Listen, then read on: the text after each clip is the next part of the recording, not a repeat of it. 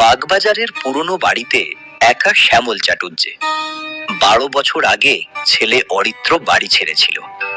গঙ্গার ঘাটে বসে শ্যামল আজও দেখেন সেই পুরনো টিনের কৌটো, অরিত্রর ছোটবেলার আঁকা এক হলুদ বাড়ি।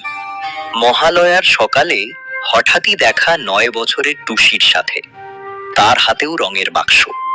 টুসি আর শ্যামল বন্ধু হয়ে গেল, গানের সুরে আর রঙের তুলিতে। অষ্টমীর রাতে টুসি দেখালো এক আশ্চর্য ছবি, অবিকল সেই পুরনো বাড়ির প্রতিচ্ছবি। শ্যামল বুঝলেন টুসি আসলে তারই নাতনি, অরিত্রর মেয়ে। দশমীর বিকেলে দরজায় দাঁড়ালো অরিত্র, চোখের জল আর এক পৃথিবী অভিমান নিয়ে।